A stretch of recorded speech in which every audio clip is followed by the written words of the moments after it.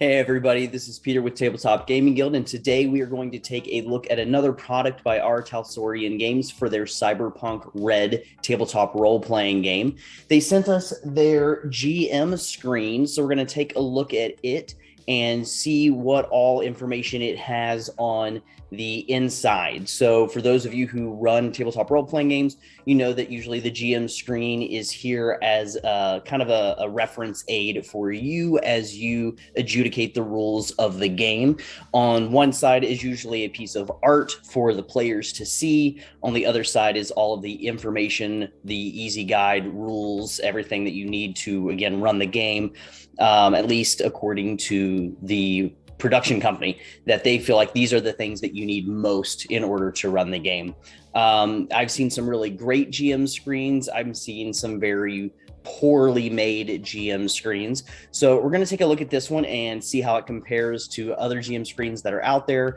And we'll take a look at which rules it makes available for the GM to take a look at and see how well that holds up. And do I think that it's going to cover at least what I think is necessary in order to run the game. So we'll take a look at that. I'm going to take the camera down to the table and we will take a close look again at the GM screen for Cyberpunk Red by R. Talsorian Games. Okay, so we're down to the table with the GM screen for Cyberpunk Red by R. Talsorian Games. And just like most GM screens, this one's no different, where one side's going to have art for the players to look at during the game, setting a little bit of the mood for the game. And then the other side of the screen is going to have the rules reference for the GMs. So let's go ahead and take a look at the player side first. And again, we have this nice piece of artwork, but it is a 4-page panel, which is wonderful. I think having a bigger screen is usually fairly helpful for the GM. It's also really nice for the players here. This is a very tall screen. I have seen some shorter ones that I've used. This is a pretty tall one. So we get a really nice work of art. We get the Cyberpunk Red logo on the bottom left. We get the R. Talsorian logo on the bottom right. And in between, we get this really nice piece of artwork of Night City. On the other side, we have the main part of what this GM screen is really for, and that is for rules reference for the GM, and it's broken down into the 4 panels. We have panel number 1 focuses mostly on skill resolutions, and then panel number 2 focuses on ranged combat resolution. Panel 3 is more for melee combat resolution, and then panel 4 is wounds. When your character gets wounded or your player characters get wounded, how are they wounded? What does that affect for them in the game? So we'll take a closer look at each of these panels. Again, the first panel here over here on the left is the skill resolution panel. It just lets us know, again, if you're having a regular skill resolution, it's going to be the attacker's stat plus their skill plus a D10 roll, versus the defender's stat plus a skill plus their skill plus a D10 roll. Rolls in Cyberpunk Red, if it is a tie, it goes to the defender. We have a little box here helping the GM to figure out how to assign difficulty values to different things. If they believe it's a simple task, it's going to be a 9. If it's going to be a legendary task, it could be all the way up to a 29. And again, it gives a short description of what does it mean by simple versus everyday, difficult, professional, heroic, incredible, or legendary. So there's a lot of different difficulty values that they are helping you to figure out in the game as the GM. Below that, we do have a list of conditions that might modify a skill check for the skill resolution. So they give us some examples of, like, poor lighting might give a -1 modifier to a skill check, where something like a task is obscured by smoke and darkness, that might give it all the way to a -4. Or maybe you're extremely drunk or sedated while you're trying to do a task, also maybe a -4 modifier to that. So good examples for how to set difficulty values, and then also examples of things that might modify a skill check. On the far left over here, we do have a list showing us what is a critical success and how does that affect a roll, critical failure, choosing to try again for some reason, complementary skills, taking extra time, and possibly utilizing luck in the game as well. So this is a really nice thing to have available. If your party is going shopping, we do have a list here, or the category of types of things they might be looking for expense-wise, and then a list of the costs. So we have everything from cheap, everyday, costly, premium, expensive, very expensive, luxury, and super luxury, and then the cost that they're suggesting to go along with that. We do also then have actions, a big long list of the basic actions in the game, and then some information about that action, what it is you're actually doing. And then down here, we have a little box for face downs. Face downs is when your party or a player might be going up against an NPC or a group where you're trying to figure out which one has kind of the edge over the other. And so we've got cool skill plus reputation, or cool stat plus reputation skill plus a D10 roll. Both parties will be doing that, and then figuring out which one is going to win that face down. And this could be used as a way to circumnavigate combat, or possibly if losing, then initiate combat. We do have a list here for jobs and payment for jobs. So if it's an easy job or a typical job or a dangerous job, and then pay equivalent to that. And this pay, it says, is payment per person, party of the person in the group. So again, the next panel is ranged combat. So we have a box here about how do we get initiative started. When initiative begins, everybody is going to use their reflex skill plus a D10 roll.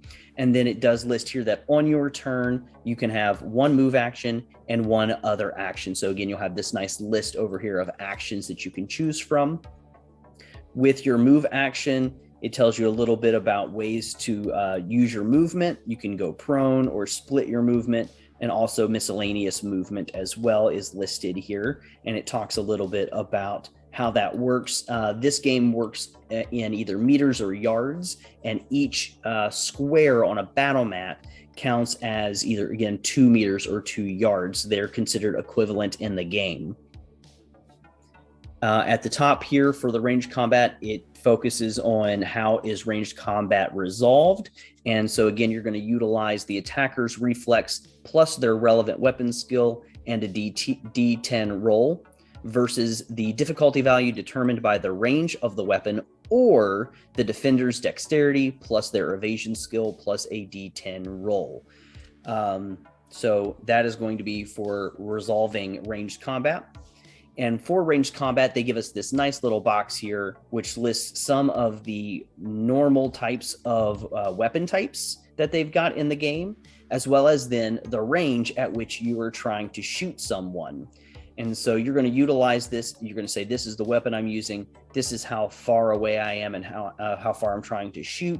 You can bring those two lines together, and that's going to give the GM the difficulty value for that shot. You can even see that some of these are in black boxes with the letters NA in them for not applicable, because those weapons just cannot shoot at that distance, or hit at that distance, I guess.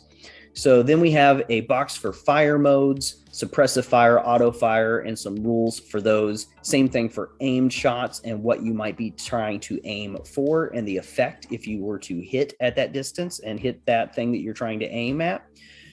We have auto fire difficulty values based on range, so kind of similar to the one up here, but specifically for weapons that were utilizing auto fire. And then weapon damage and rate of fire by type. So it shows us the type of weapon, the damage that it can do, and the rate of fire that it has in the game. Our next panel is for melee combat specifically. So again, we're going to be utilizing now attackers' dexterity instead of their reflexes, the relevant melee attack skill and a D10 roll versus the defender's dexterity, their evasion skill, and a D10 roll. So the defender's roll is exactly the same in melee as it is in ranged, but it changes for the attacker. If it's ranged, it's their reflex. If it's melee, they're going to use their dexterity. Otherwise, it's pretty similar. It's got a box here talking about brawling and martial arts. We have some, again, information here for those two different types of melee attacks. We have some information here, whether you're trying to maybe grab an opponent or choke an opponent or even throw an object. So that's good information to have. Different armor types as well, because that's a big part of this game, is your character is going to be geared up and armored up, hopefully. And so it lists the type of armor and what that's going to be adding to the roll when that happens. We've got a little information for cover and the types of cover, how thick it is and thin it is, and what that's going to be doing for those different types. So it says here, like if it's a steel cover, then a thick piece of steel has 50 hit points. So that's how much damage it can take before someone's going to be able to shoot through it or destroy it. And then we do have a box here for explosives as well. And then our last panel in the GM screen focuses on, again, like we said, wound states, and that is figuring out how to possibly heal individuals, or also what kind of damage could be done to them. There's the lightly wounded state, and that's when you have less than full hit points. There's seriously wounded, which is when you are at half your hit points. And then there's mortally wounded, when you have less than one hit point left remaining. And then if you were to happen to take any kind of critical injuries, here is a box here for our body critical injuries. And then there's a box for head critical injuries. And again, a list of the damage that could be done, the injury location, the injury effect. If there's a quick fix available for this injury, it's going to list how to get the quick fix. If it says NA, obviously there's not a quick fix available. And then also a treatment, a way to get treatment for these critical injuries, if there is one available. So real quick, that is an overview of the GM screen. And it doesn't surprise me, this game, Cyberpunk Red, is a very kind of rules heavy game. So it does not surprise me to see that we have a large 4-panel GM screen with a ton of rules available for quick reference. I think it's very well laid out. I like that we have skill resolution. I like ranged combat. We have melee combat, and we have wounded states. I think these are all really important things to have available on the GM screen. I will say the one thing that is missing from this GM screen, and I don't know how they would have added it without adding another panel to this screen, is there is no information on here for the netrunner and their net running abilities. And it takes up a big part of the core rulebook, explaining to a netrunner what it is they're going to be doing in the game. So it's hard, again, to imagine how they would have made that available as part of the GM screen. They've already covered a ton of space, and I think everything that's on here is necessary to have on here. But glaringly missing is any reference to netrunners and their abilities and how they're going to play their stuff in the game.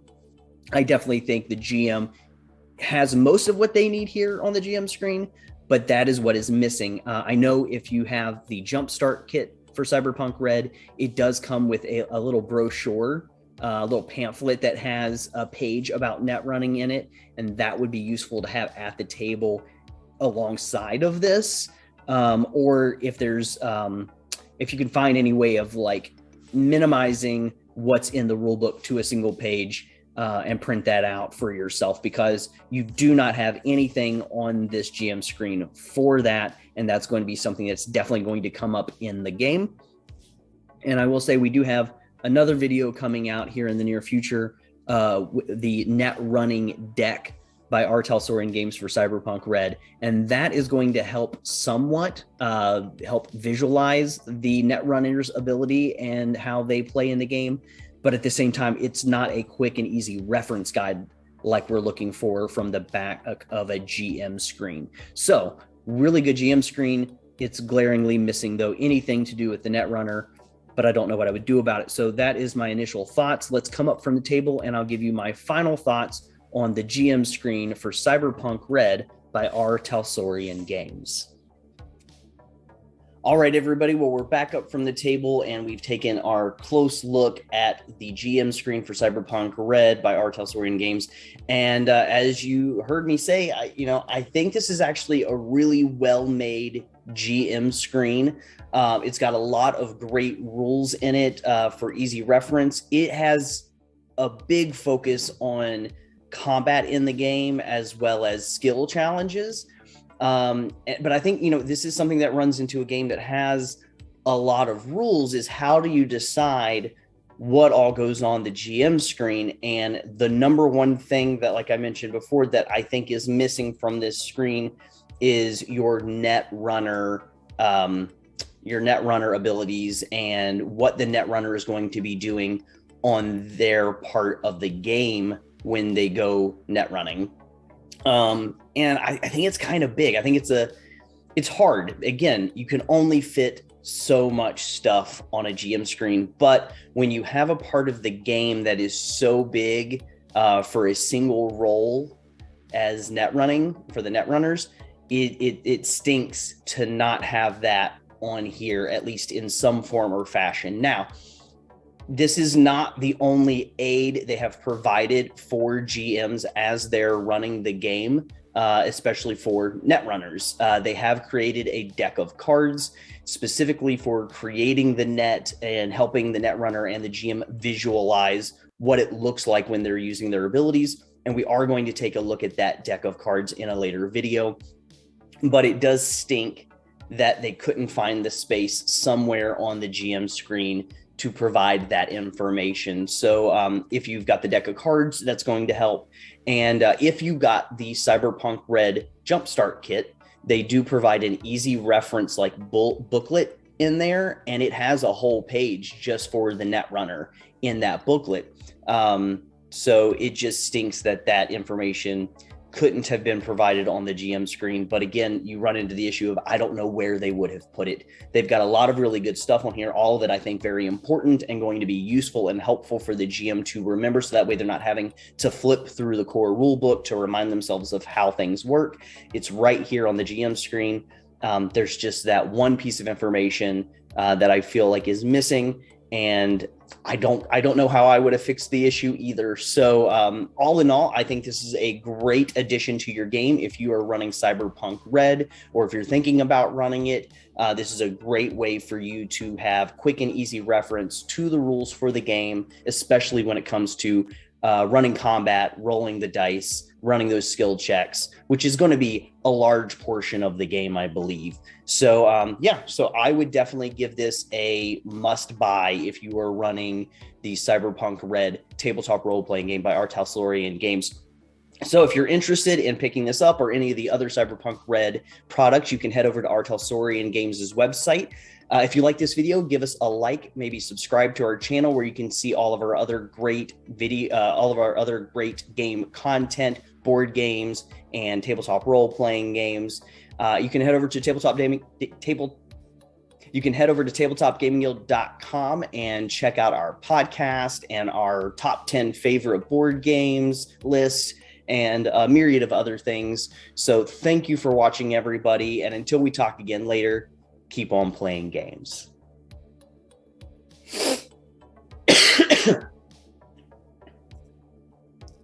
All right, everybody. Well, we're back up from the table, and we have taken a look at the GM screen for Cyberpunk Red by R. Talsorian Games, and I'm going to give this a big thumbs up. I think that if you're running Cyberpunk Red, I think this is a must purchase. They've got a lot of great stuff on here. Pretty much most of the major things for running the game, I believe, did make it here onto the screen. I do think, like I mentioned earlier, that they didn't find the space to put in the information for the netrunner and the net running abilities. And it's a big part of the game. That is an entire role of the game that kind of has its own rule set. And those rules did not make it here onto the screen. And so I don't know where they would have put it. I don't know how I would have fixed the issue. But as somebody who is possibly thinking about maybe running this game someday, or asking somebody else to run it for me, that is something that I hate that did not make it onto this screen. But again, this screen is not the only product that R. Talsorian Games has made for Cyberpunk Red to help the GM. They've also created the Jumpstart Kit, which has a smaller rules booklet inside that does have a page for the Netrunner on there. And then they also have created a small deck of cards to help the Netrunner and the GM kind of visualize what their part of the game looks like, as mostly it's kind of, there's not a battle map for it. So they've created this deck of cards, and we will take a look at that deck of cards in a later video. So, but for the end of this video, again, I give the GM screen a big thumbs up. And if you're thinking about running Cyberpunk Red, or you're already running it and you don't have this screen yet, I think you should go ahead and head on over to R. Talsorian Games' website or your local game store, see if they've got a copy of this, pick it up for yourself. And thank you so much for watching, everybody. Go ahead and give this video a like and subscribe to the channel if you think that this has helped you out in any way. Check out all of our other great videos on board games and how they're played. We've got some playthroughs and reviews of other tabletop role-playing games. So thanks for watching, everybody. And until we talk again later, keep on playing games.